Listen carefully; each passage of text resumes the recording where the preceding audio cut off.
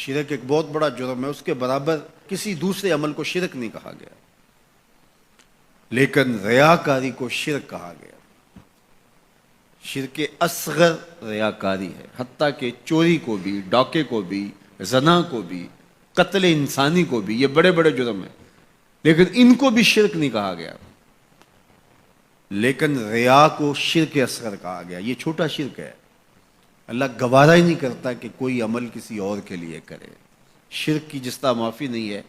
اسی طرح شرک اصغر جو ہے، اس سے ملوث عمل کسی صورت میں بھی قبول نہیں کیا جائے گا، چاہے وہ کتنا ہی بڑا عمل کیوں نہ ہو۔ حضرت ابو امامہ الباہلی رضی اللہ تعالی عنہ حضور کی خدمت میں حاضر ہوئے اور عرض کی، یا رسول اللہ صلی اللہ علیہ وسلم، میرے ماں باپ آپ پہ قربان ہوں، میں آپ سے یہ پوچھنا چاہتا ہوں کہ کوئی شخص اپنی جان جیسی متاع عزیز راہ خدا میں وار دیتا ہے، اس سے بڑی قربانی تو کوئی اور نہیں ہو سکتی کہ جان ہی قربان کر دی، اور اس کا مقصد اعلاء کلمت الحق تھا، لیکن ساتھ یہ بات بھی تھی چلو میری ناموری بھی ہو جائے گی، میری بہادری کے جھنڈے بھی لگ جائیں گے، تو کیا اس کو اجر ملے گا؟ تو حضور نے فرمایا فلا شیء لہ، اسے کوئی اجر نہیں ملے گا۔ تو ابو امامہ الباہلی یہ سمجھے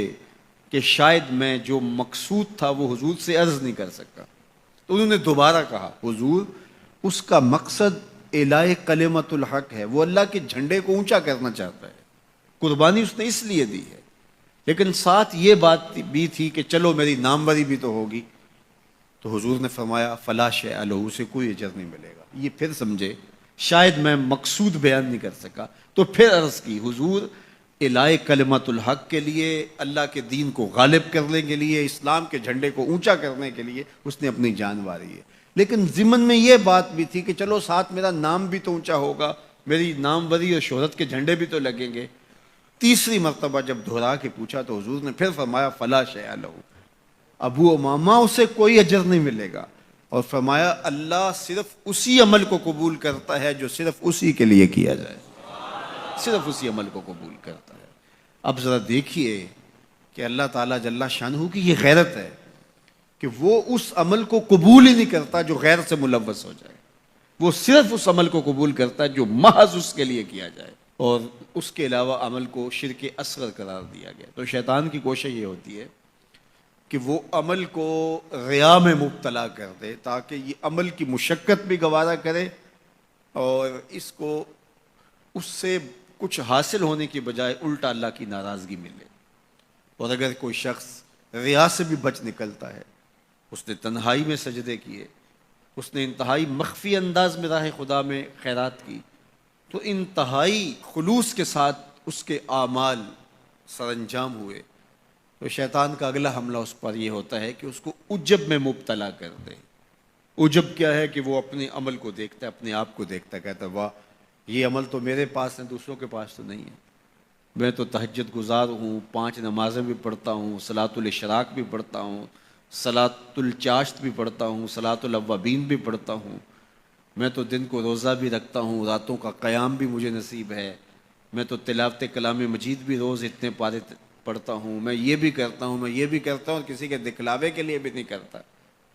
تو وہ اپنے اس عمل کی وجہ سے عجب میں، خود نمائی میں اپنے آپ کو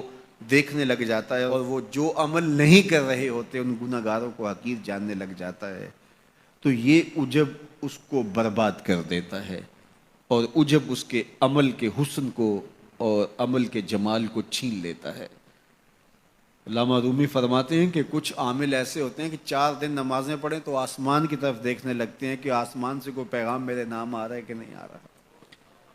تو جبکہ یہ راستہ تو محض اس کی رضا کے لیے چلتے رہنے کا ہے، ساری زندگیاں گزر جاتی ہیں۔ حضرت ذوالنون مصری کہتے ہیں کہ میں ایک شخص کے پیچھے دوڑتا تھا اور وہ فقیر میری طرف نظر اٹھا کر بھی نہیں دیکھتا تھا، تو 40 سال کے بعد ایک دن اس نے میری طرف پلٹ کے دیکھا اور مسکرا کے کہا کہ تم میرے پیچھے پیچھے رہتے ہو، خیر تو ہے؟ 40 سال کے بعد۔ تو میں نے کہا کہ میں اسم اعظم کی تلاش میں ہوں، تو اس نے ہنس کے کہا یہ اتنا سوکھا نہیں ملتا، تو کہا میرے 40 سال بیت گئے، اور آج اس نے نظر اٹھا کے دیکھا۔ ریا کے بعد اگلا مرتبہ شیطان کے لوٹنے کا وہ عجب ہے